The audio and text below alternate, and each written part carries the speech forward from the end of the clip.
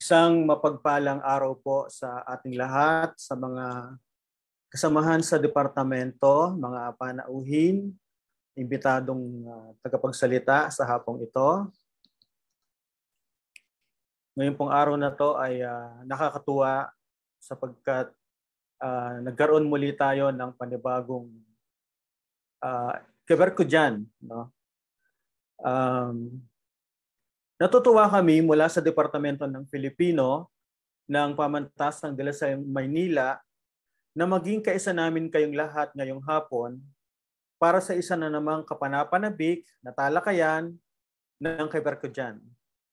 Talakayan ng mga napapanahong issue. Ito na ang aming pangwalong sesyon at ikalima na sa online at FB Live. Bago po natin formal na umpisahan ang gawaing ito, damhin muna natin ang presensya ng Panginoon at sabay-sabay po natin siyang pasalamatan at pagkatapos ay makasabay tayo sa pag-aawit ng lupang hinirang bilang pag-aalay ng gawaing ito sa ating bayan.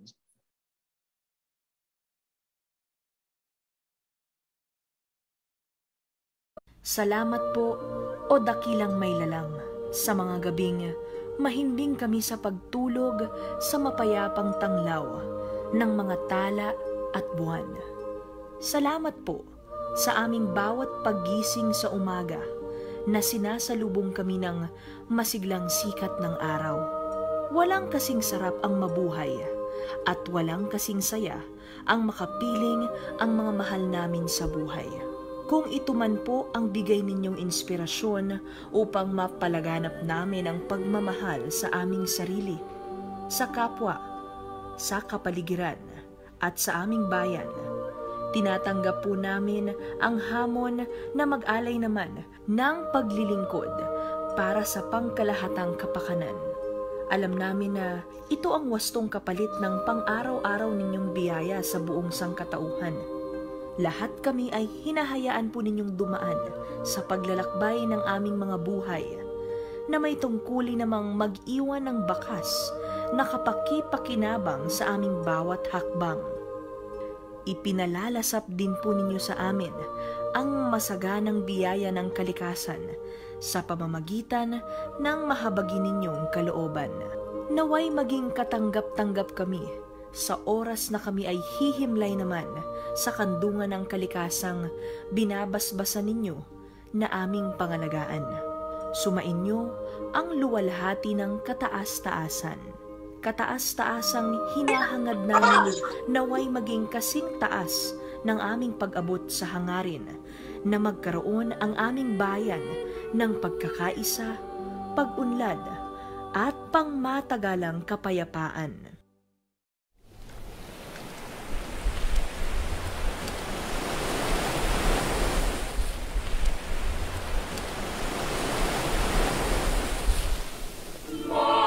Magiliw, pero sa silangan, alam ng puso, sa dibdib mo'y buhay. Lupang hinirang, duyan ka ng magiliw, sa manlulupig, di ka masisi. Sa dagat at bundok, sa simoy at sa langit mamahal, may nilagang tulad, awit sa panlayang minamahal. Ang kislap ng watawat mo'y tagumpay na nagdinilig. Ang bituin at araw niya kailan pa may di magdidilim. Lupa ng araw na luwal, ating pagsinta mo ay langit sa piling mo.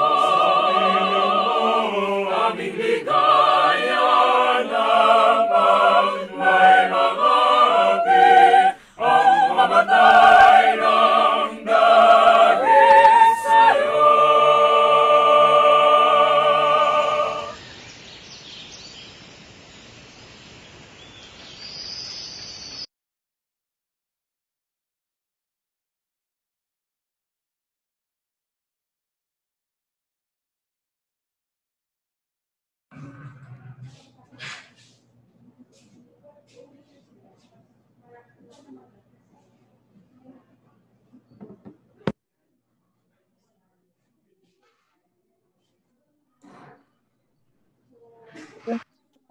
Sir Ramil, nakamute po kayo. Magandang hapon Sorry ho. po. Magandang hapon. Mahigit 2 taon na tayong pinahihirapan ng pandemya. Bukod sa mga buhay na nawala, ay marami na rin nawalan sa atin ng pagkakakitaan.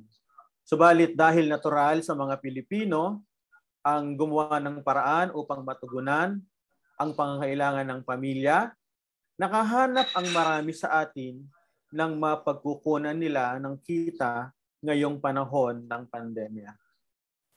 Ngayong sesyon ng Keberko Dyan na may temang kitang-kita, ang kita sa panahong mahirap kumita, matutunghayan natin kung paano nagamit ng ating mga naimbitahang speaker ang kanilang hilig, kanilang kakayahan at talento upang makakita ng pagkakakitaan. Subalit bago tayo pumunta sa pinaka-exciting part, narito po muna si Binibining Deborah Sadile Anastasio, pangalawang tagapangulo ng Departamento ng Filipino, upang formal na umpisahan ang ating programa.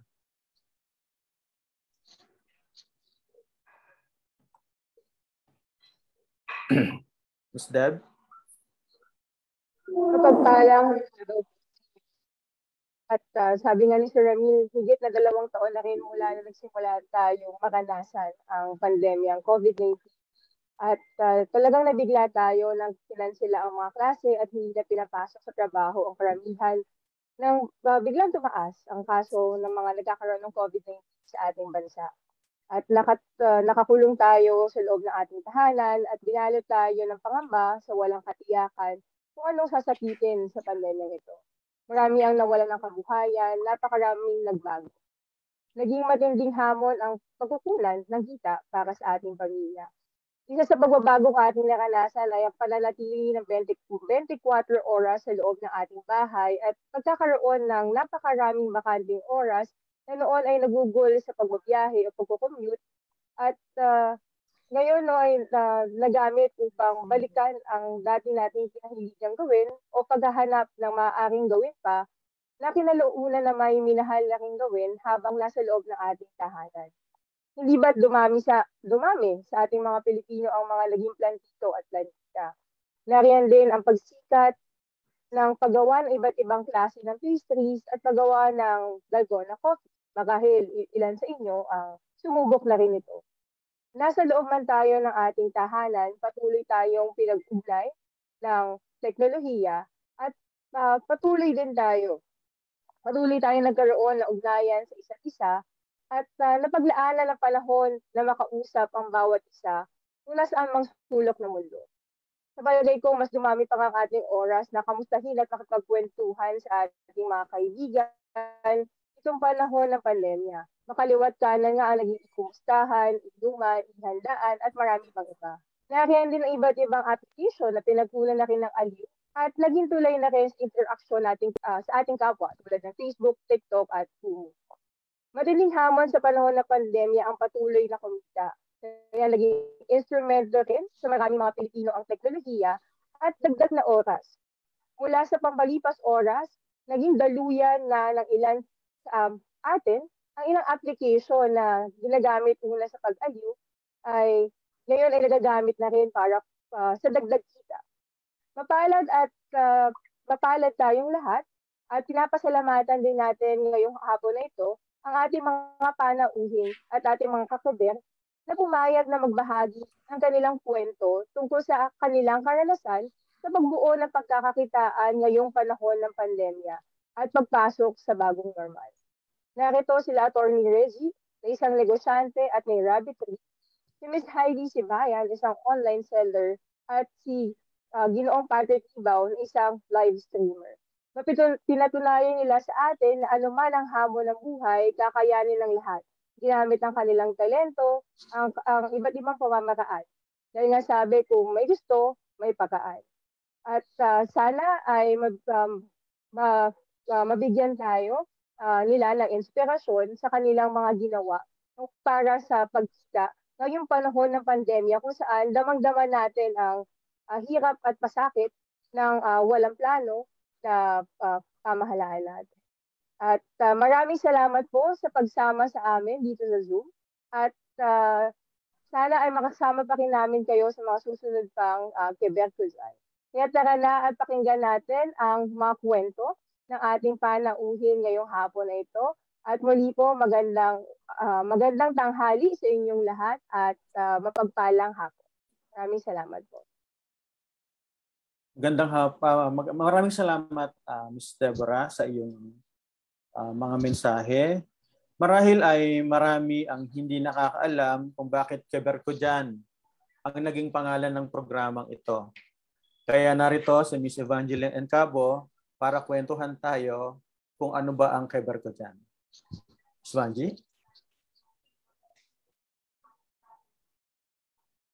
Magandang hapon po sa aming mga dati ng suki ng Keber at mainit na pagbati rin po para sa mga bago naming kakeber. Ang Keberkuzan ay talakayan ng mga napapanahong issue. Tinatawag po namin itong KKD at bukas ito para sa lahat ng mga nais na magbahagi ng opinyon, kaisipan o prinsipyong nauukol o batay sa mga isyung napapanahon. Mga karaniwang mga tao ang nais naming itampok na may mahalagang maibabahagi. Maaari pong maringgan ang salaysay o pahayag ang mga guro, mag-aaral, kawani, tindera, at iba pang bumubuo ng ating lipunan. Hindi ito tulad ng formal na lecture o paglalahad sa komperensya sapagkat ito ay personal at may kaiklian ang panahon ng pagbabahagi. Pero bakit nga po ba tinawag at pinamagatan namin itong Keberkuzan? May tatlong dahilan po kami rito.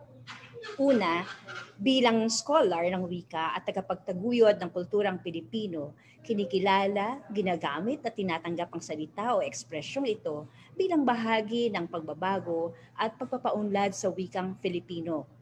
Tulad ng wika, bukas ang Keberkuzan para sa mga pahayag na formal at di formal, karaniwan at kakaiba. Ikalawa, kahit ang mga karaniwang tao ay may mahalagang maibabahagi, maikukwento at maipaliliwanag, may pakialam tayo. Baliw at hangal lang ang mga taong hindi makikinig at tatalikuran ng kapwa, ang kababayan, at ang mga taong kabahagi ng ating bayan. Ikatlong dahilan po, kung ibabatay natin ito sa wikang Kastila na Kever, na ang katumbas sa Ingles ay what to see o sa Filipino ay ano ang makikita. Masasabi nating ang totoo, may pakialam tayo dahil tayo ay may nakikita, may natutunghayan, napapanood at namamasdan. Una pong idinaos ang Keberkuzan noong Agosto 2019. Naging panahon tagapagsalita po namin sina Dr. Aurora Batnag. Hi Dr. Batnag, nandyan po siya, kasama natin siya ngayon. Lagi natin kasama si Dr. Batnag, Tita Audrey, at Professor Carlo Gabriel Pangilinan. Cool po naming napag-usapan ng mga kakuanan sa wikang Filipino at ugnayan ng wika, pelikula at ideolohiya. Nobyembre 2019 naman po nang napag-usapan namin ni na Dr. Louis John Sanchez at Dr. Jimwell Naval ang tungkol sa wika ng teleserye at wika ng inuman. Pebrero 2020 naman po, bago magpandemya, ay natalakay namin ang temang ang pag-ibig sa sining at ang sining sa pag-ibig. Naging tagapagsalita po namin sina Ginoong Robert Delgado, Dr. Yel Castillo, Ginoong Christopher Mesana, Ginoong Philip Badon, Ginoong Anthony Villanueva, at Ginoong LJ Castro del Doc. Hindi rin po napigil ng pandemya ang KKD. Nagsimula itong magkaroon ng online talakayan sa pamamagitan ng Zoom noong Disyembre 2020. Naging tema naman po namin ang tuloy pa rin ang Pasko sa panahon ng pandemya. At naging tagapagsalita po namin sina Binibining Chris Rian Flora, Dr. Edwin Bernabe, at Father Edwin Manalang. Ganun din po si Ginoong Chofelyn Ferido. Sa Zoom pa rin po ang talakayan namin noong Marso 2021. Naging tema naman po namin dito ang pananampalataya, Semana Santa at Panata sa panahon ng pandemya. Nagbahagi po dito sina Dr. Jeffrey Lubang, Ginoong Jolo Tamayo, Ginoong John Felix Santos at Dr. Alma Tang Bautista. Para po naman sa pagdiriwang ng buwan ng wika noong 2021, naimbitahan naman ng KKD ang mga Pilipinong naninirahan sa iba't ibang bansa at nagkwento sila ng kani-kanilang karanasan at gawain na nagpapahalaga sa wika at kulturang Pilipino sa bansang kanilang nilipatan o pinagtatrabahuhan. Naging tema po ng KKD noon ang Wikang Filipino ang laman ng maleta ko.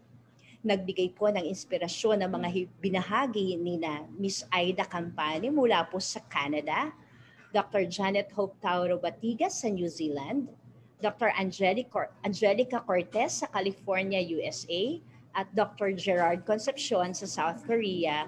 Ganyan din po si Ginoong Joey Esteban mula naman sa Pilipinong komunidad sa Venecia, Italia. At noon pong nakaraang Desyembre ay pinagsaluhan namin ang sari-saring kwento ng pagtatagumpay at pag-asa. Nakasama naman pa namin noon sina Binibining Michelle Angela Ocol, Dr. Michael Coroza, Binibining Ana Patricia noon at Chef Michael Simple Sardo. Palagi pong kapanapanabik ang talakayan ng Keber ko dyan. Kaya't halina't pakinggan ang panibagong paksana naman ng KKD na may temang kitang-kita ang kita sa panahong mahirap kumita. Magandang hapon po. Yan, maraming salamat Miss Banji sa pagpapaliwanag sa isaysayan ng Keber ko dyan. Ngayong may ideya na kayo sa kung bakit Keber ko dyan, ay hayaan ninyong ibahagi ko naman ang mechanics ng programa.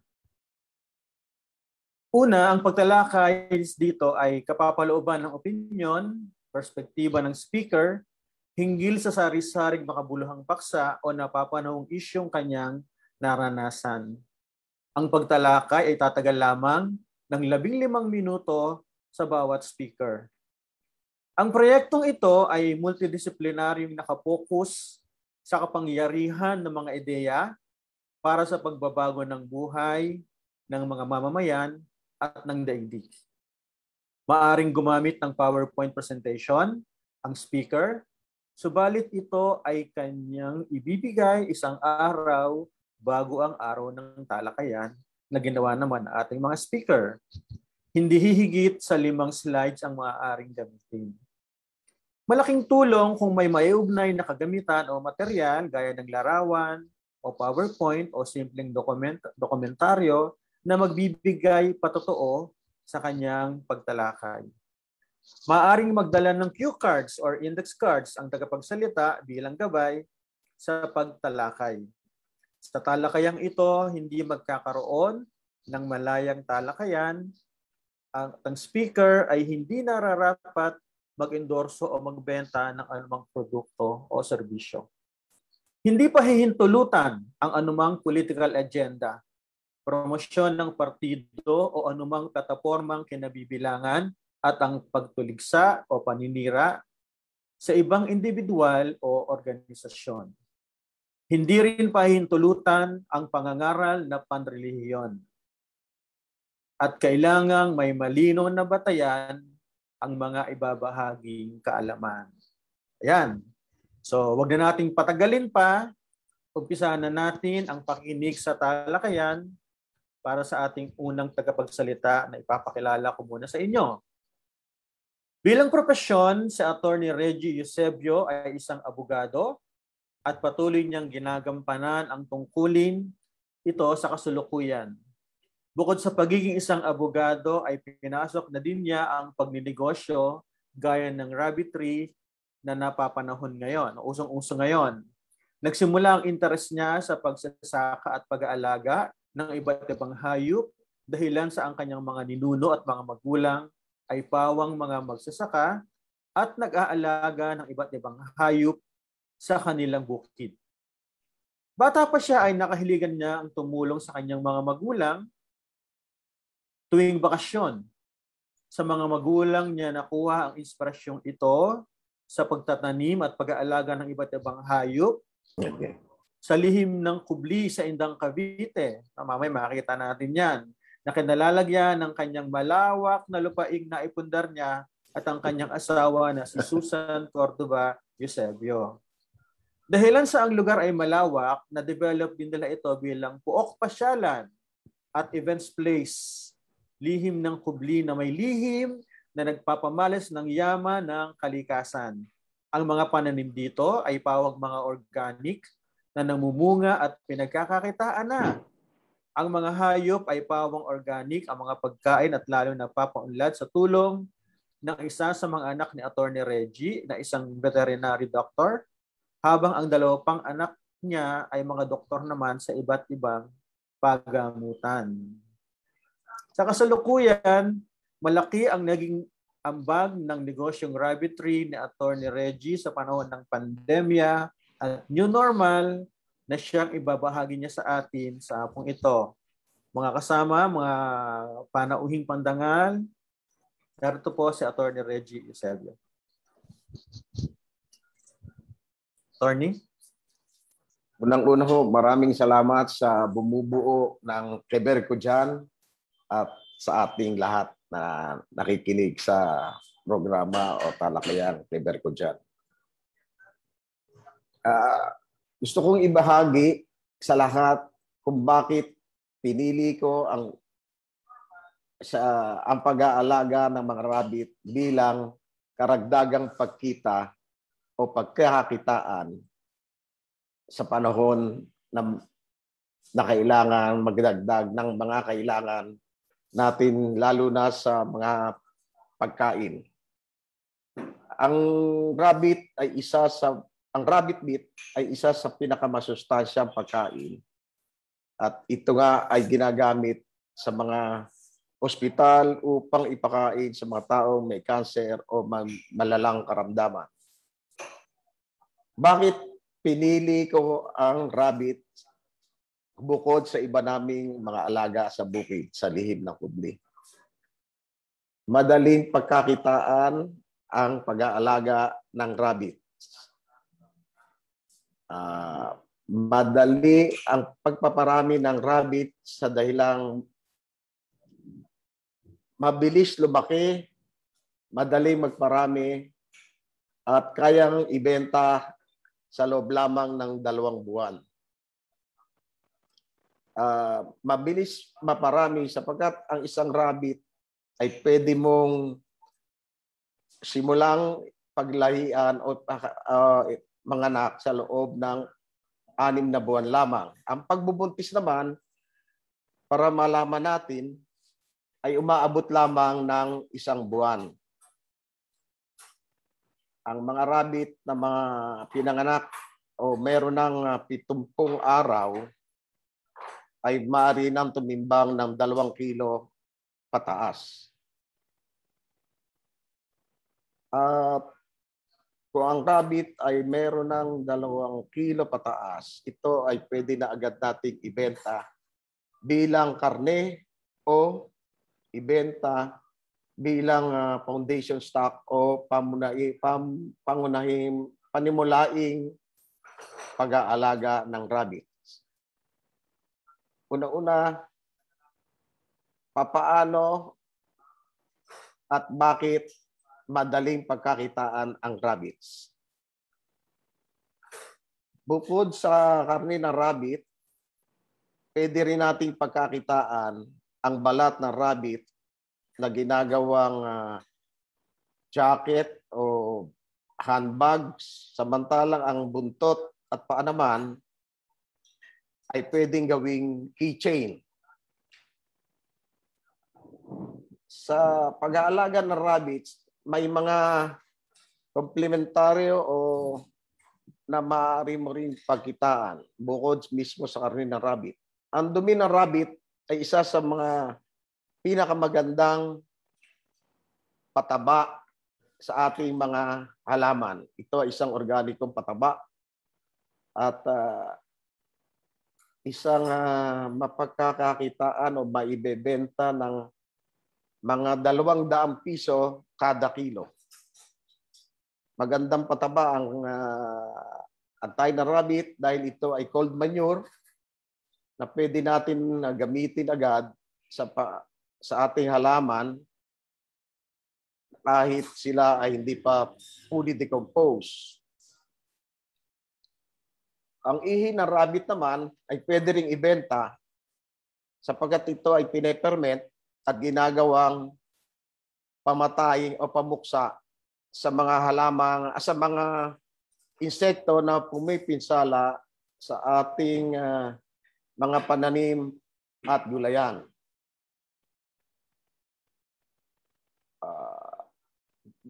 Bakit ang rabbit ang pinili na gawing isa sa pagkakakitaan? Kaya nating ibenta ang rabbit meat sa halagang 275 hanggang 400 pesos. Meron din namang bumibili niya bilang panimula nila sa foundation stock. Ano ang kaigihan ng rabbit sa pag-aalaga? Ang rabbit ay hindi maingay, kaya hindi natin makakaaway ang ating mga kapitbahay. Hindi sila nakakabulabog na kagaya ng ibang hayop na alagaan. Maliit ang konsumo nila sa pagkain kung kukumpara Pero yung design sa ibang alaga natin na hayop. Sa pagkain, 50 gramo lamang sa umaga at 50 gramo lamang ang gagastusin mo sa hapon. Sa mga nagtitipid sa pagkain, pwede rin sa hapon ipakain ng mga pinatuyong damo, mga dahon ng halaman gaya ng Madre de Agua,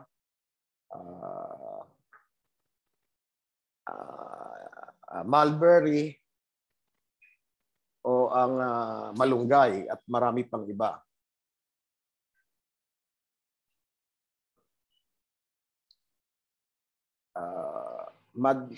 Madaling alagaan ang rabbit at malaking tulong ang maibibigay sa pamilya sapagkat pwede mag-alaga ng rabbit ang mga bata, babae, o mga matatanda sa dahilan na wala namang makukuhang sakit sa rabbit na makakahawa sa mga tao.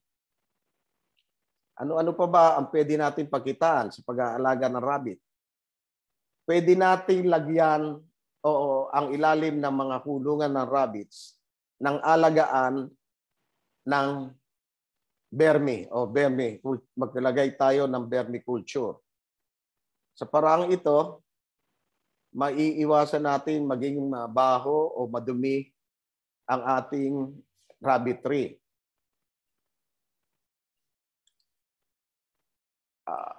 Ang dagdag na kita sa ganito ay ang pagbebenta ng vermi o tinatawag nating African night crawlers.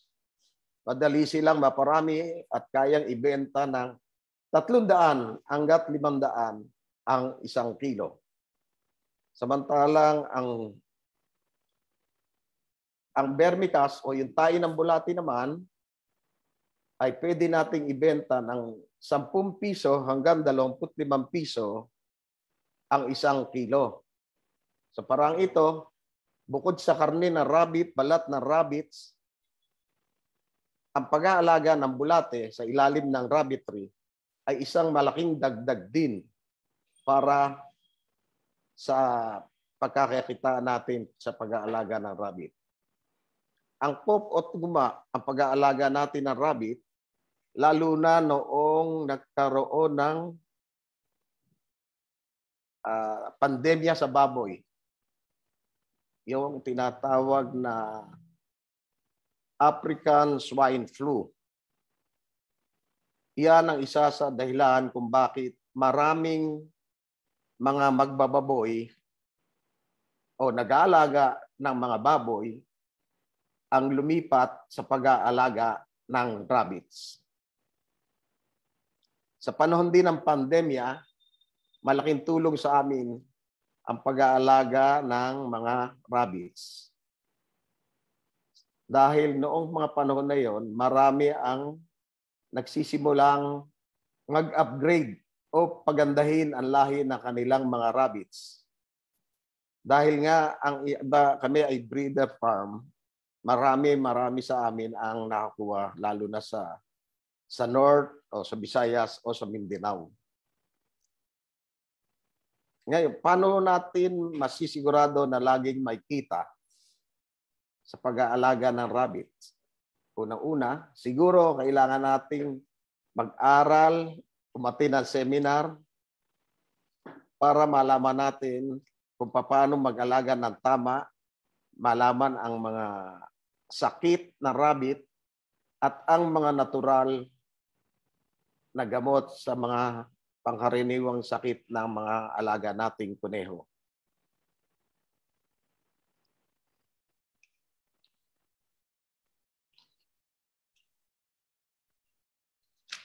Ang madaling pagkitaan ng rabbit sa dahilang madaling mag-alaga, maraming mga anak at mabilis lumaki. Sa loob ng 2 buwan ay pwede na nating ibenta ang rabbits bilang foundation stock.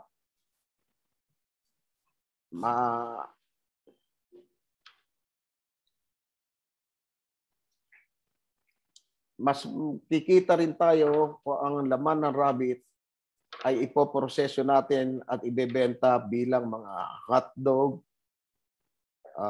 tocino, tapa, at marami pang, pwede rin natin silang iluto.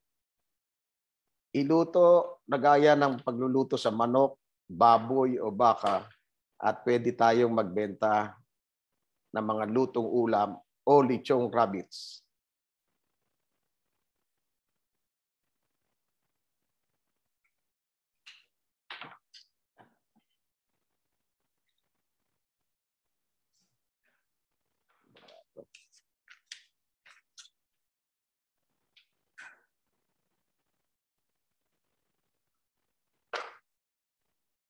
Sa panahon ng pandemya,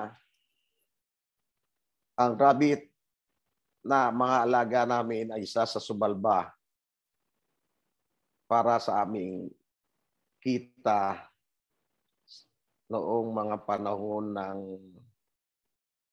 2020. Mula ng 2019 na nagsimula ang African swine fever sa baboy hanggang pandemic, rabbit talaga ang nakasalba sa amin sa panahon na yun. Kaya maraming tulong ang nagagawa ng pag-aalaga ng rabbit. Dahil maliit lang ang puhunan sa rabbit, maliit lang ang espasyong kailangan, pero madali silang dumami.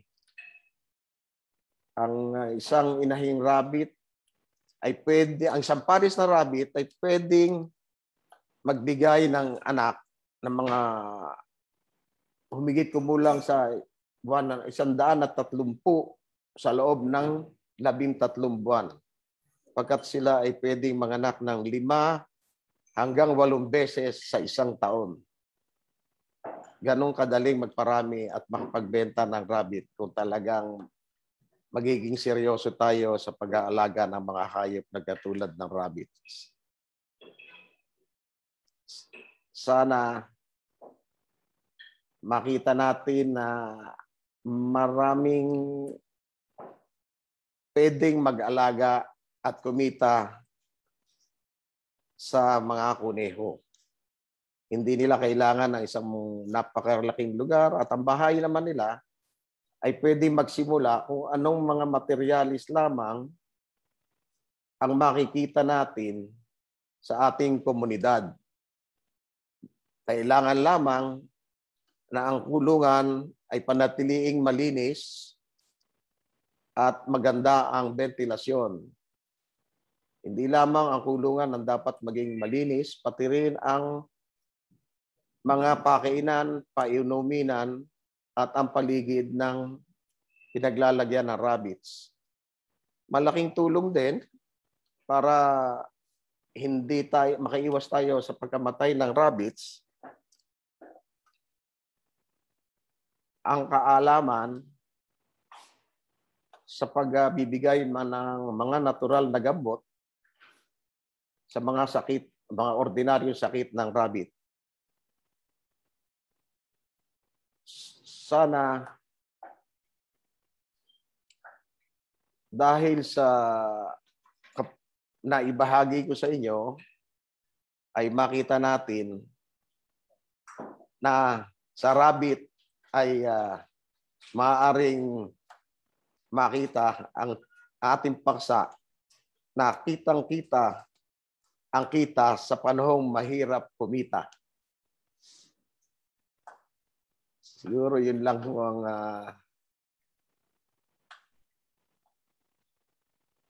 Ayan, maraming salamat Attorney Reggie sa mga makabuluhang kwento at impormasyon na ibinigay ninyo sa amin ngayong hapong ito. Susunod naman tayo sa pangalawang ating tagapagsalita. Siya ay si Binibining Heidi Sibayan na taga Tanza, Cavite. Siya ay 39 na taong gulang at may 2 anak at nakapagtapos ng high school sa Amaya School of Home Industries at naging empleyado mula sa maagang gulang na 16. Isa siyang matagumpay na online seller ng mga damit at sapatos simula pa noong taong 2013.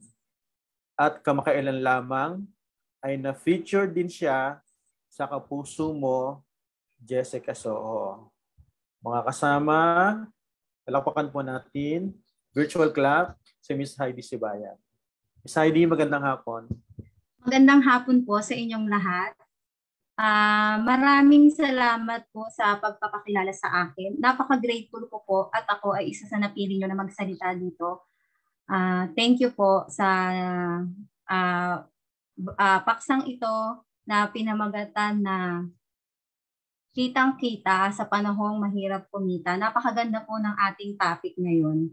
So una sa lahat, nais ko po munang maibahagi sa inyo kung paano ako nag-umpisa sa larangan ng online business. Dalaga pa lang ako ay mahilig na akong magnegosyo. Kung ano-ano na ang tinitinda ko sa mga kasamahan ko sa trabaho. Lumuluwas ako ng Divisoria at bumibili ng paninda. Nagsimula ito nung nakapagbasa ako ng libro at yung mga nabasa ko, in-apply ko sa sarili ko. Marami ka kasi talagang matututunan kapag nagbabasa ka. At ang mahalaga doon ay mai-apply mo sa sarili mo. Hindi mo lang basta binasa yung libro. Tapos, nung nakapag-asawa na ako at nagkaroon ng 2 anak, nag-resign na ako sa aking trabaho. At taong 2013, nung ako ay magsimulang mag-online selling. Noong una, umu-order lang din ako sa online hanggang pinag-aralan ko na din kung paano magbenta sa online. Nung mga panahon na yon, hindi pa ganong karami ang nagbebenta sa online. Sa una, medyo mahirap kasi hindi naman kaagad ay may bibili sa'yo sa online. Pero nang lumaon, dumami din naman. Nung mga panahon na ako ay nag-umpisa sa online selling, mga 2 months na yon na nag-i-start ako, nasa ibang bansa yung asawa ko, ngunit siya ay biglang pinauwi dahil nagka-problema sa company nila. Hindi namin expected na siya ay uuwi na ng Pinas. Buti na lang, nung time na yon may online business ako. At nang umuwi siya, tinulungan na lang niya ako sa online business ko. Kasi nung wala siya, medyo mahirap kapag napunta ako sa supplier, ako lang yung nagbubuhat ng mga pinamili ko, napakarami kong bitbit.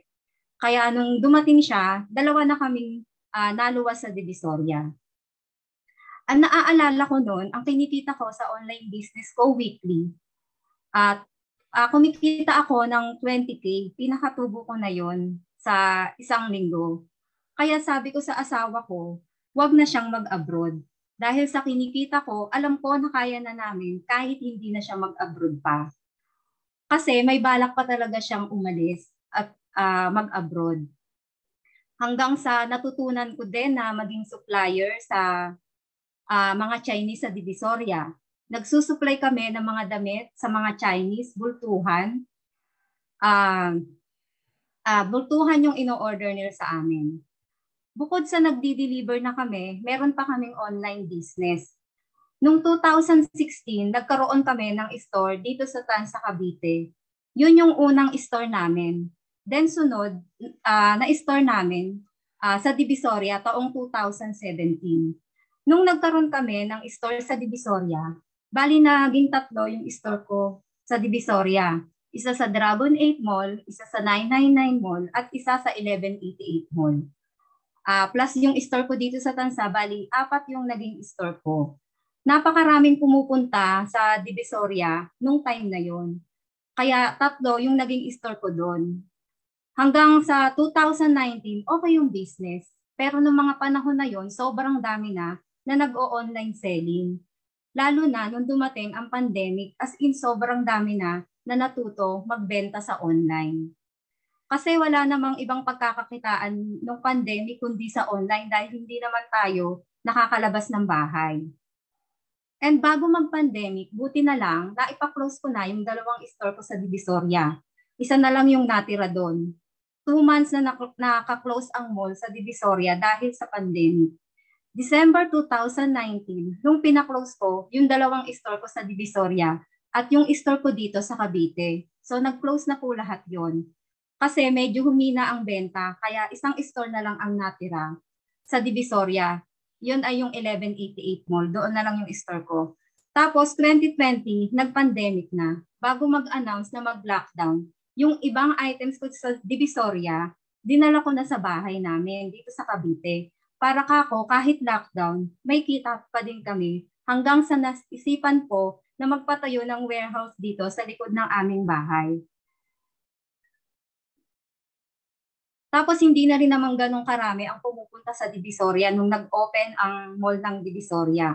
Hindi katulad dati na sobrang dami ang pumupunta sa Divisoria. Halos lahat ng online seller pumupunta ng Divisoria para kumuha ng mga products nila. Para sa akin ngayon kasi, hindi na mahalaga kung may store ka sa Divisoria o kahit saang mataong lugar. Kasi karamihan ng tao sa online na talaga bumibili. Yung ibang mga Chinese, nagbodega na lang din sila. Kasi nga, puro sa online naman na talaga bumibili ang mga tao ngayon. Kaya ang ginawa ko po, lahat ng stocks ko na nasa Divisoria, dinala ko na lahat dito sa warehouse namin sa Cavite. At ngayon, kahit nasa bahay lang kami, kumikita kami. Less gastos dahil hindi na ako naupa ng pwesto at hindi na din nagastos ng panggas papunta sa Divisoria. So, eto na po yung mga plataformang ginamit ko sa online. Unang-una, dito sa Facebook, dito po ako unang nagbenta ng mga products ko. Nag-start ako 2013 sa online business. Masipag akong mag-post ng mga paninda ko sa FB. Halos araw-araw, nagpo-post ako. Hanggang sa dumami na yung mga resellers ko. Kasi noon, basta masipag ka lang mag-post, maraming mag-o-order sa'yo. Pag nag-post ako, after 30 minutes, magpo-post na naman ako. Basta maghapon, nakakailang post ako sa products ko. Pero dumating din ang time, 2018 o 2019 yun, na nagkaroon ng Facebook ads. Ang nangyayari, maraming nagbabayad kay Facebook ads para maipakita ni Facebook sa maraming tao ang products nila. Sa madaling salita, kumonte yung mga buyers namin na kumukuha sa amin dahil madami na ang nagbabayad kay FB ads. Kung mapapansin nyo, halimbawa, nag-search ka ng mga damit sa FB, mamaya-maya lang, puro mga damit na yung magpapakita sa'yo. Ibig sabihin, pinapakita na ni FB sa'yo yung mga nagbayad sa FB ads mo, sa FB ads nila. Nag-try din akong mag-FB ads, pinag-aralan ko din naman, kaso hindi ko talaga siya na-focus. Kaya nung nauso naman ng Facebook live selling, ayun, nag-live din kami. Doon kami nakakakuha ng maraming order sa aming live selling. Hanggang ngayon, nagla-live selling kami. Mas okay ang live selling ngayon kasi mas maganda yung nakikita nila sa video ang products.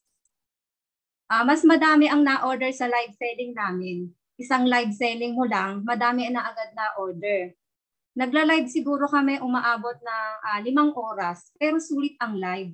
Kasi napakarami talagang nag-o-order sa live selling. And pangalawa naman sa Shopee. Sa Shopee, mas dumami ang orders namin nung nag-pandemic. 2016 kasi, nung nag-start kami, magbenta sa Shopee. Pero hindi ako nakapokus sa Shopee. More on FB talaga kami. Nagbebenta, pero nung nag-pandemic, dito kami talaga sa Shopee kumita. Tapos JNT ang courier nila. Sila mismo ang nagpupunta sa bahay para kunin ang Shopee namin. Hindi ka nalalabas, kundi aantayin mo na lang sila para pick upin yung products namin. And then sumunod po ay Lazada. Dito sa Lazada, kung di ako nagkakamali, 2018 ako nagsimulang magbenta sa Lazada. Pero hindi din ako nakapokus dito. Talagang sa Facebook lang talaga ako nakapokus ng pagbebenta. Pero nung nag-pandemic, nag-focus din ako dito sa Lazada. Nung hindi kasi ako nakapokus dito, konti lang yung umu-order sa Lazada namin. Pero nung nag-focus na ako, dumami na rin yung order sa Lazada. So kailangan lang talaga mag-focus tayo sa mga ginagawa natin para mas dumami yung order dito sa ating online. And last po ay TikTok. Dito po sa TikTok, alam naman natin na nag-boom si TikTok nung pandemic. Dahil nga walang magawa ang mga tao, ito yung pinagkakaabalahan nila. So nakaisip ako ng strategy na magagamit ko sa online business ko. Nung pandemic, nagpagawa ako sa mananahe ng face mask with turban. Tapos gumawa kami ng video sa TikTok. Ito po yung example ng video ng una naming ginawa sa TikTok, yung face mask with turban.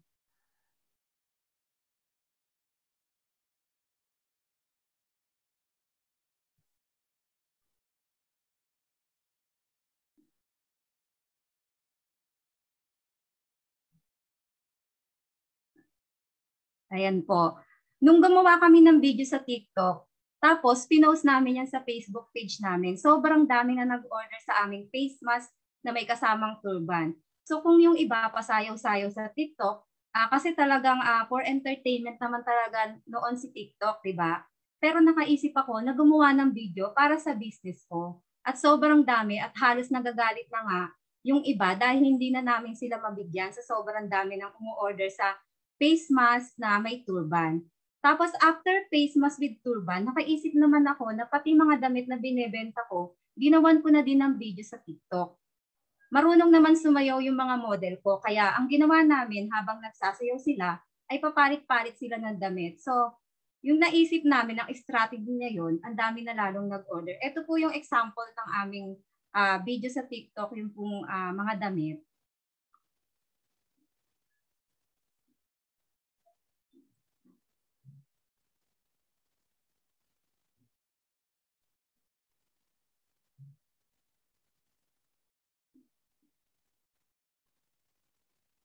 Ayan po. So, naging way talaga si TikTok na kumita kami nung pandemic. At ito yung nakakatuwa ngayon kay TikTok. Nagkaroon na sila ng TikTok shop.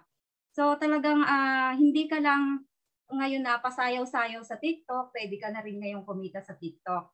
Parang Shopee at Lazada na din si TikTok. Meron siyang TikTok seller shop. Ganon, TikTok shop. Pwede ka na din mag-live sa TikTok ng mga paninda mo. So dati, pasayaw-sayaw ka nga lang kay TikTok. Ngayon, pwede ka na talagang kumita kay TikTok. Na kahit wala kang sariling products, kikita ka talaga sa TikTok shop. Kung kayo maraming followers sa TikTok, pwedeng-pwede kayong kumita kahit wala kayong sariling products. So ini-encourage ko rin yung maraming followers dyan na kung gusto niyo kumita kay TikTok, pwedeng-pwede kahit wala kayong sariling products. Pero hindi ko na maituturo sa inyo kung paano kayo kikita kay TikTok dahil konti lang po ang ating oras. Pero talagang ine-encourage ko kayo na lalo na yung maraming followers na magkakaroon kayo dito ng shop kahit wala kayong sariling products. Dito sa aking online business, ito lang talaga yung naging source of income namin mula noong 2013 na umuwi yung asawa ko hanggang ngayon po. Nagsimula lang ako na mag-reseller sa mga Chinese dati na mga products nila hanggang sa kami na mag-asawa yung nag-supply sa kanila. Tapos napalago naming mag-asawa ang aming online business. Kaya nakapagpundar kami ng aming sariling bahay at sariling sasakyan. Kapag magsisimula ka ng isang negosyo, mapa-online man o hindi, kailangan maging positive ka. May mga tao kasi na kapag nag-isip ng negosyo, iniisip na agad nila kung paano ka kung paano kung malugi, kung paano kung walang bumili. Ganun ang mindset nila. So hindi ganun. Marami akong naturuan sa pag-online selling pero hindi lahat sila nagpatuloy. May mga tao na nag-umpisa lang pero hindi nila pinagpatuloy. So para sa akin, ang isa sa dapat mong gawin ay magpatuloy ka lang sa business na ginagawa mo at huwag kang panghihinaan ng loob. Kapag dumating yung time na lumiit ang kita mo, ang gawin mo, mag-isip ka ng bagong strategy kung paano mo mapapalaki ulit ang kita mo. Kasi ang taong nagtatagumpay ay yung taong nagpapatuloy. At huwag na huwag nating kalilimutan ang Diyos na siyang tunay na nagbibigay ng tagumpay sa lahat ng ginagawa natin. Maraming salamat po.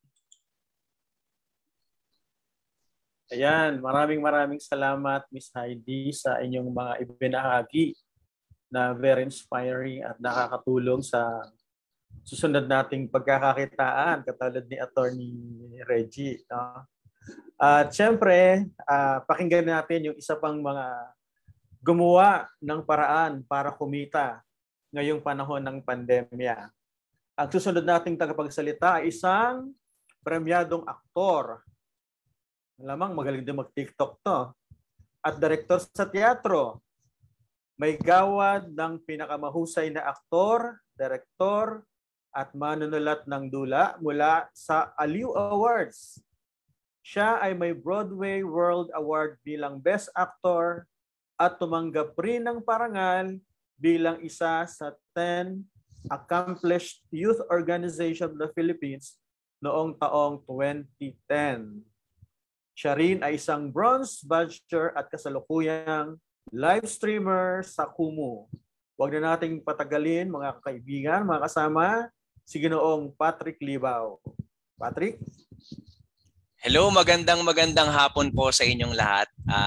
Una po sa lahat, pinapasalamatan ko po ang bumubuo ng kagawaran ng Pilipino sa pag-imbita po sa akin dito. Isang malaking karangalan po ito para sa akin at may bahagi ang aking istorya kung bakit po ako napunta sa live streaming. Una po sa lahat, ako po si Patrick Libao. Tama po, ako po ay isang theater actor. Umaarte po ako sa entablado for the past 16 years. And this has been my bread and butter. Talagang dito ako umasa. Ito na yung ikinabubuhay ko. And when the pandemic hit us, naglaho rin ang mga pangarap ko. Kasi before pandemic po, tuloy-tuloy ang kita, tuloy-tuloy ang mga shows. And nag-loan ako ng kotse, nag-loan ako ng napakaraming bayarin at responsibilidad. At nag-show ako noon sa Bacolod nung in-announce ng ating gobyerno ng Department of Health na magkakaroon tayo ng lockdown. And during that time, that was March 13, meron kaming show sa Bacolod noon. Tapos March 15 yung lockdown. So we need to rush going back to Manila. After that, wala akong ka-idea. Sabi ko, isang buwan lang yan. Matatapos din yan. May vitamin C naman eh. Marami akong iniisip. Alam mo yung maging positive ka lang. Hindi ako nag-worry sa effect ng COVID talaga. So tumagal lang 1 buwan, 2 buwan, 3 buwan, at medyo unti-unti na akong natatakot. Sabi ko, ano ba tong nangyayari? Ba't parang antagal? Usually, we end our season ng April, then magpo-proceed kami ulit ng July. Alam ko, karamihan din sa mga mag-aaral ng DLSU nakapanood na siguro ng aming mga palabas noong pre-pandemic. Tumagal po yung pandemic, yung pag-aantay. Sabi ko, hindi na ata babalik sa normal to. Or, I don't know, hopeless na, parang ganun. Pero bago ko ituloy yung kwento ko kung paano po ako napunta sa live streaming, gusto ko po makita yung mga comment nyo. Comment naman po tayo ng keber ko dyan sa comment section. Tapos, dot po natin yung heart. Gusto ko po makita yung heart, yung mga care, yung mga like. Wag lang po yung mga wag lang po yung galit ha. Gusto ko po makita yon kasi nakatingin po ako ngayon sa FB Live. Comment naman po tayo ng keber ko dyan. Ayan. Kasi ganyan din ang ginagawa ko sa live streaming, no? Wala akong tigil ng kakasalita. Now, before I proceed to live streaming sa Kumu, nag-isip ako syempre ng mga paraan. Paano ako magkakaroon ng extra income, paano ako magkakaroon ng racket. Of course, hindi tayo basta-basta makakalabas. Tinry ko yan. Tinry ko ang iba't ibang negosyo. Ang pagbebenta ng samgyupsal, pagbebenta ng skincare, pagbebenta ng blush on. Tinry ko na rin pati blush on para lang kumita. Tinry ko na rin mga Korean mask. Tinry ko na rin yan. Talagang kinapalan ko na ang mukha ko. Pero I just realized that hindi ko magagawa ang isang bagay na wala akong kaalaman. Unang-una, isa akong theater actor.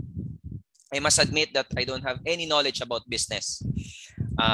Wala akong alam about selling. Wala akong alam about logistics or accounting. So talagang nangangapa ako. Labas lang ako ng labas ng pera, and eventually yung perang yun, may bumabalik siguro dahil sa charisma ko, may nauuto ako, may nabubudol ako, pero hindi talaga ako nag-generate ng malaking income because I really don't know how to manage during that time. Okay. And now, sabi ko, ano ba pwede kong gawin? Naiinip na ako. Actually, nagdaan ako sa depression. Alam ko lahat tayo dumaan. Nagdaan ako sa depression. Na-diagnose ako ng depression. I just need to focus sa sarili ko. And tapos, nag-TikTok ako, nag-Facebook Live ako. Wala pa rin. Walang nakakapansin. And then, one time, meron akong isang kaibigan. Sabi niya, why don't you try live streaming? Marami kasing live streaming app, hindi lang po ang Kumu. Ayan, nagko-comment po sila ng Keber ko dyan. Maraming salamat po sa mga nag-participate. Ayan. Salamat. Sabi ko, ano ba tong live streaming app na to? Hindi, basta itry mo lang. Bago ko po simulan, hindi na po ako nag-prepare ng any PowerPoint presentation because I want you to be thrilled. I want you to be curious. And I know a lot of you alam na ang Kumu. And para kayo na rin mismo ang makadiscover nun, and after this session, pwede kayo mag-download at malaman nyo ano ba yung pinagsasabi ni Patrick Libaw. Ganon. So, inimbitahan ako sa Kumu. At first, Kumu is a different platform.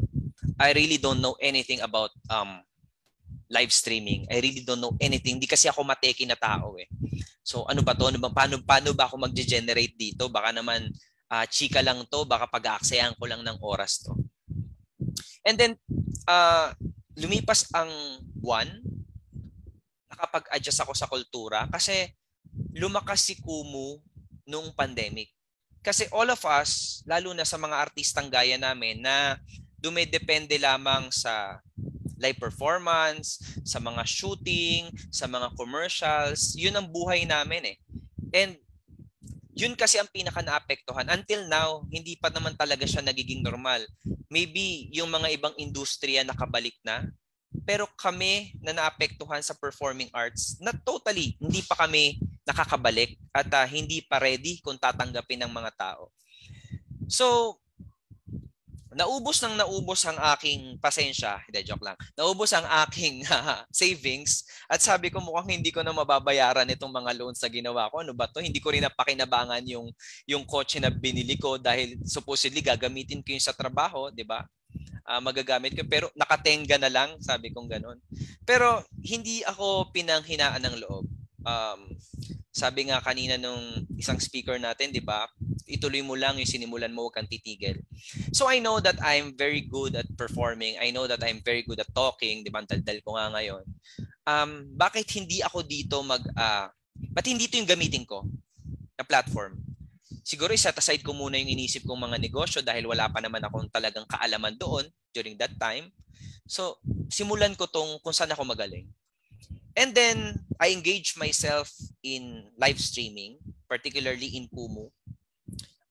Firstly, may mga missions kasi si Kumu eh. Before you generate income, marami kang pagdadaanan. You need to build relationship to other streamers. You need to engage yourself sa mga activities sa Kumu. You need to know people inside Kumu. Kasi si Kumu hindi lang siya Pilipinas. Si Kumu, may mga iba't ibang branches yan. Merong Kumu America, merong Kumu Europe, merong Kumu Asia, merong Kumu Japan. So isa siyang malaking community ng mga iba't ibang tao, mostly Pilipino, no, na kinreate ni Kumu. Dahil nga hindi tayo pwedeng lumabas, So dito nakikipag-chismisa ng mga tao, dito nagpo-perform.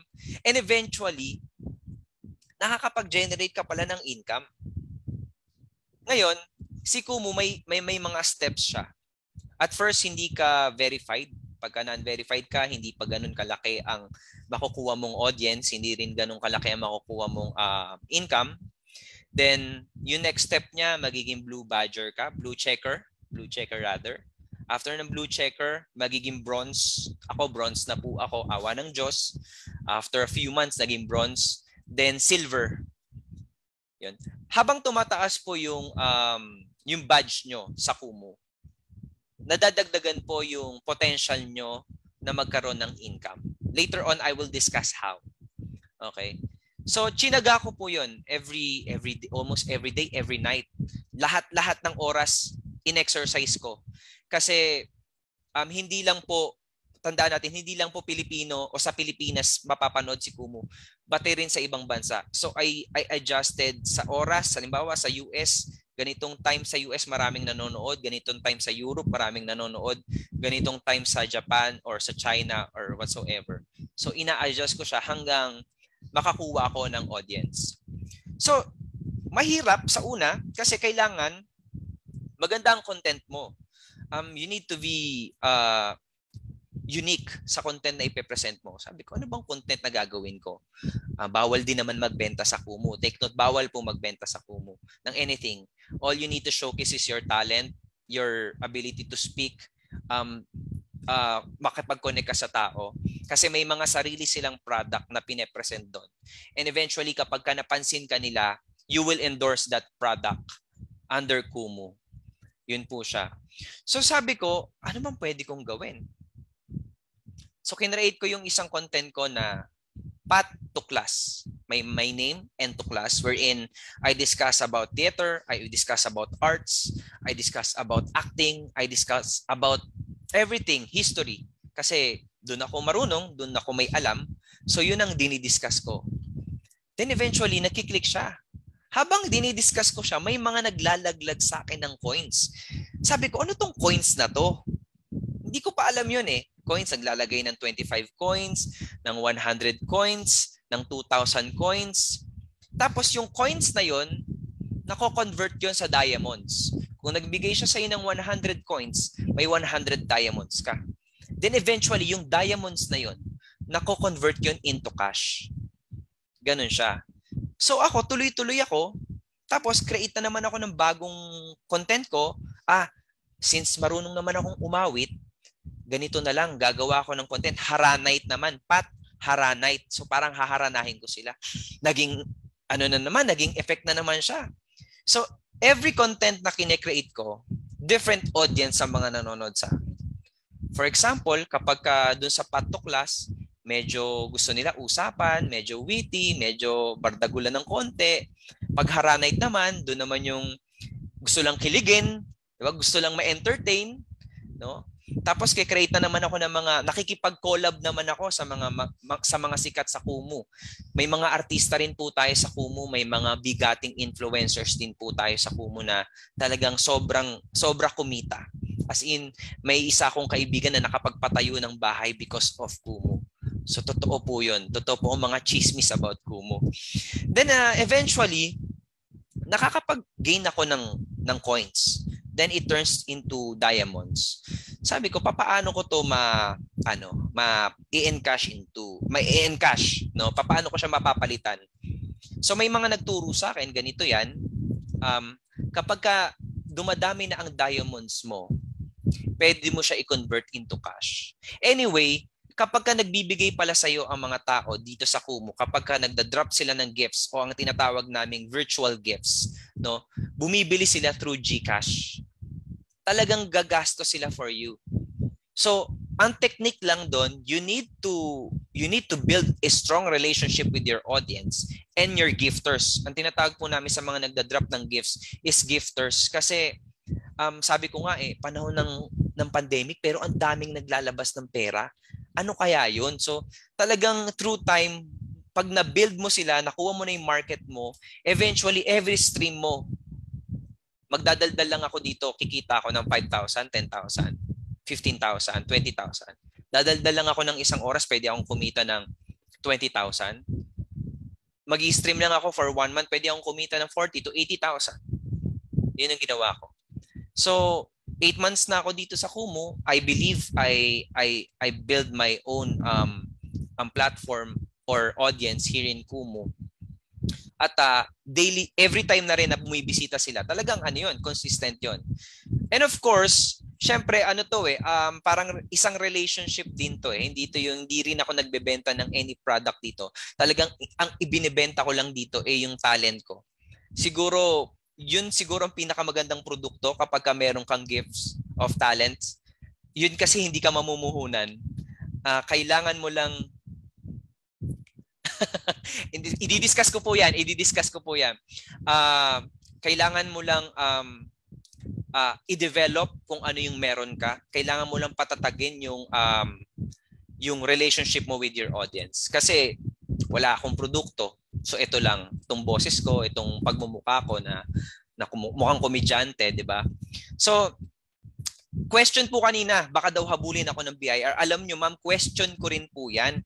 Kasi sabi ko, hindi naman ako natataksan dito. Kasi po, ganito po yan. Kapag kino-convert na po namin, kaming mga streamers, yung income namin,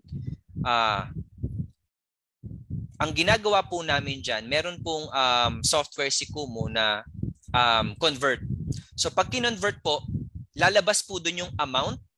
Yung amount, for example, for this month, kumita ako ng 2 million diamonds. So si 2 million diamonds is converted siya into 40,000 kasi po sa bronze badge po 1,000 po ang equivalent sa 50,000 diamonds. 1,000 po ang kapalit sa 50,000 diamonds. So pagka dinivide mo yon sa 2 million, yung 50,000, 40,000 po siya. For example lang po yun Ngayon po, pag kinonvert po namin yon, kailangan po namin i-screenshot yon. Then i-send po namin sa email ni Kumu. Pag na-email na po namin kay Kumu yon, in 10 to 20 days, marireceive na po namin yung income namin. So I just don't know lang kung palagay ko po si Kumu po ang nagbabayad ng tax. Kasi kasama na po yun. Hindi po kaming mga live streamers. Kasi parang alam ko po na issue na po yan before pero wala rin po akong idea kung bakit. So tax-free po siya. Wala naman po kaming binabayaran na any taxes. Siguro po si Kumu na po yan. Kasi bawas na rin po siya kapag binigay sa amin. Hindi siya totally yung exact na super exact talaga. Now, marami pa pong perks. Kasi dito sa Kumu may mga agencies na po na nagtayo dito. Parang companies, different companies. Na itong companies na to, nagbibigay sila ng monthly salary sa mga streamers nila. So paano sila kumikita doon? So networking ang ginagawa namin. Halimbawa, itong isang agency na to, meron siyang 10 streamer. Sasabihin niya sa 10 streamer niyo, guys, kailangan yung ma-hit itong 20 million diamonds in 1 month or 30 million diamonds. After that, you will receive 10,000 monthly salary plus perks. So yun yung mga nare-receive namin. Imagine, from December last year, kasi nag-start ako sa Kumu last year lang ng September. From September to December, as in nangangapa ako. December to March, yung 3 buwan na yon, 4 months na yon, 100,000 yung na-generate ko for that particular month. Yung every month, 80 to 100,000. So sabi ko, nasagot na yung problema ko, hindi na ako magkakautang. Mababayaran ko na yung mga loans ko, yung mga expenses ko. Pero, hindi ito palagi, guys. Kaya kailangan maabilidad ka dito. Tsaka talagang you need to hold your audience. You need to hold them and embrace them para hindi sila mawala sa'yo. Kasi alam nyo, in performance or in entertainment competition, talagang ang tao, maghahanap yan ng bago, maghahanap yan ng kung sino mas pogi o kung sino mas maganda, kung sino mas magaling. So kailangan mo rin mag-evolve. Ngayon, dahil tayo, mga millennials tayo, mga Gen Z tayo, palagay ko kung wala pa tayong kakayanan mag-produce ng kapital sa isang negosyo, pwede natin pagkakitaan ng live streaming. Hindi lamang po ang Kumu. Marami pong iba't ibang live streaming apps na pwede nating pasukan. Kung meron po tayong talento sa pag-awit, meron din pong talento sa pagsasalita, pagpipinta, meron din pong nag-worship dito, kung ano-ano pong klaseng gimmick ang sinasalihan, ang ginagawa dito sa Kumu. Napalagay ko, pwede nating magawa as students, lalo na ano na tayo ngayon techie na tayo di ba? Digital na tayong lahat. So marami na tayong alam na iba't ibang klaseng paraan para makapagbigay ng aliw dito sa live streaming apps na to. Ayun lamang po ang aking detalye sa Kumu. Kung meron po kayong katanungan, pwede nyo rin po akong i-follow sa Kumu. Kung meron po kayong Kumu or mag-download po kayo ng Kumu para po ma-experience siya. Yun lamang po at maraming salamat. Okay, maraming salamat Patrick sa iyong binahagi. Siguro sinasabi ng mga estudyante natin ngayon ay sana all kasing gwapo ni Patrick. Sana all kasing husay na aktor ni Patrick. Pero wala po tayo kasing question and answer, so tatapusin na po natin yung ating programa. No? Diyan po natatapos yung ating talakayan dito sa temang kitang-kita na sa panahong mahirap kumita.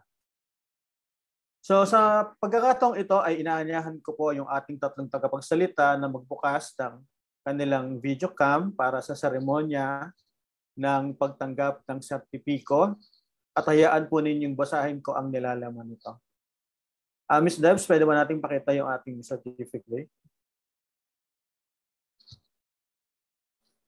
So congratulations po sa lahat ng ating mga tagapanayam ngayong hapong ito na halos lahat po sila ay nakuhanan natin ng ideya kung paano magkaroon ng ibang paraan na malinis pero magandang pagkakakitaan.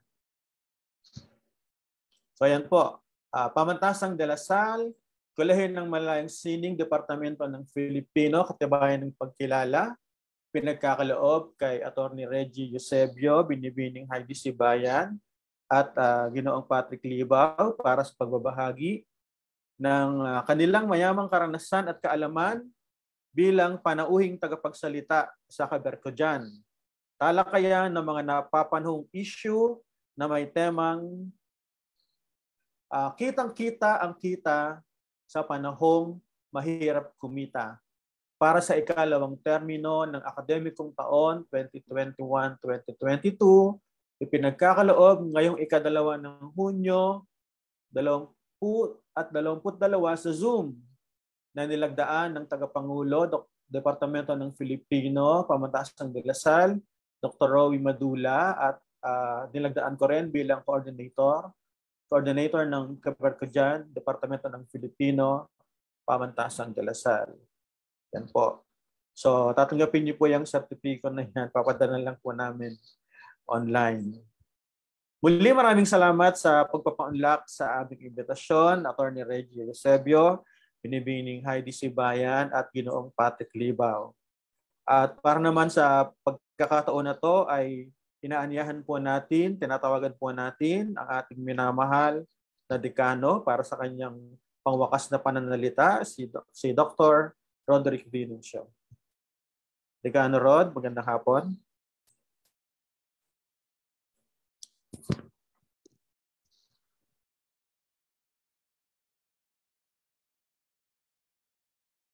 Yan na po ang ating gwapong dekano. Magandang hapon sa ating lahat. Unang-una ay nais kong kilalanin ang ating mga naging tagapagsalita ngayong hapon na ito. Muli, taos-pusong pasasalamat mula sa Kolehiyo ng Malayang Sining at mula sa Departamento ng Filipino sa ating mga mahuhusay at punong-puno ng kaalaman at practice kung paano tayo kikita. Okay? Kumikitang muna kay Attorney Reggie Eusebio. Alert, Class A.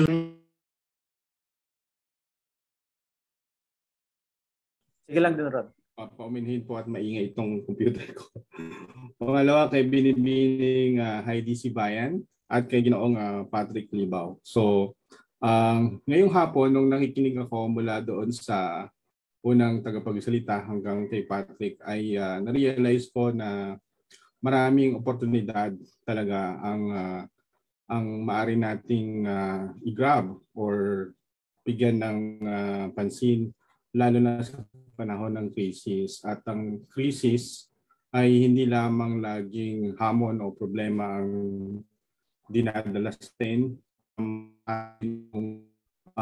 maging isang oportunidad, mapagkunan natin ng isang inspirasyon o kaya ay magandang mensahe, patotoo kung paano tayo babangon. Kasi marami sa atin sa panahon ng pandemya sa loob ng 2 o magiging 3 taon na ay nalugmok doon sa kalagayan ng depresyon o kaya ay kawalang pag-asa at nagkaroon pa ng mga danas ng pagkakasakit ng pamilya. So lahat ito ay naging bahagi ng ating alaala at naging kaalaman din kung paano natin sisimulan muli babangon at itataguyod ang ating mga sarili. Maganda yung binahagi sa ating Attorney Eusebio tungkol sa kalagahan ng ang tawag ba doon, Dr. Badnag, panghahayop or yung pag-aalaga ng hayop at maging pagkukunan ng kita para sa pamilya.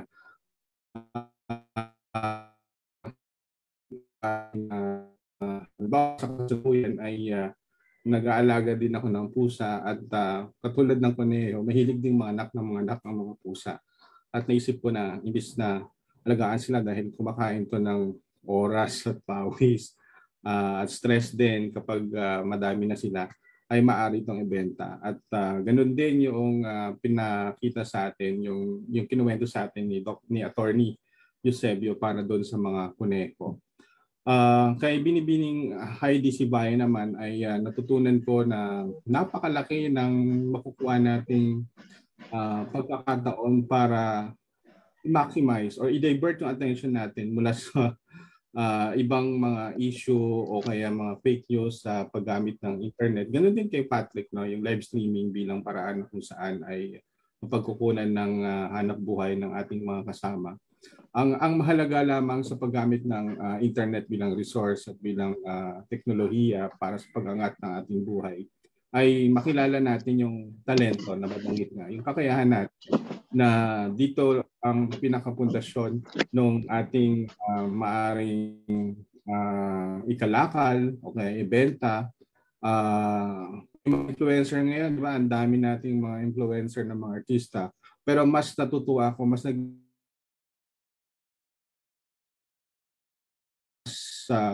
ginagamit yung kanilang talento at oras para pagyamanin yung kanilang sariling pagsisikap, pagpupunyagi para sa kanilang pamilya, okay? Para sa kanilang sarili, para sa kanilang pag-asenso. Okay? At sa programang ito or gawain ito ng Kiber Ko Dyan, napakahalaga ng pag-disseminate, okay? Pagpapalaganap ng impormasyon na katulad nito. At magandang lunsaran na gawain lagi ang Kiber Ko Dyan dahil sa samot-saring paksay na ito ay masasabi nating isang plataforma ito na lagpas doon sa maaari nating gawin sa loob ng classroom. So out of the classroom, out of the box experience yung Kiber Ko Dyan at hinahangaan ko ang pamunuan ng departamento. Ang nagpasimula nito si Dr. Nonon, ang coordinator nito na si Professor Rami, at sa mga kasama natin sa departamento. At gayon din sa mga masugid na taga-subaybay, mga estudyante natin at mga kasama natin sa labas ng DLSU sa kanilang walang pagtangkilik. Maraming salamat at mabuhay kayo. Magandang hapon po sa ating lahat. Yon, magandang hapon. Maraming salamat, Dr. Nuncio, sa iyong mensahe. At dyan na po natatapos ang ating programang Kiber Ko Dyan, talakayan ng napapanahong issue. Tunay nga po na walang imposible sa mga Pilipino upang mabigyan ng maayos na buhay ang pamilya, anumang pandemya ang kaharapin.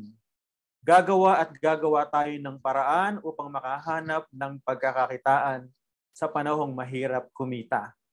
Sana po ay muli namin kayong Maraming salamat po sa inyong pagdalo ngayong hapong ito at kita-kits po tayo sa susunod na Keber Ka Dyan. Maraming salamat. Manatili po tayong nandito para po sa picture taking. Katulad po na sinabi ni Ms. Debs. Magbukas po tayo ng ating mga camera.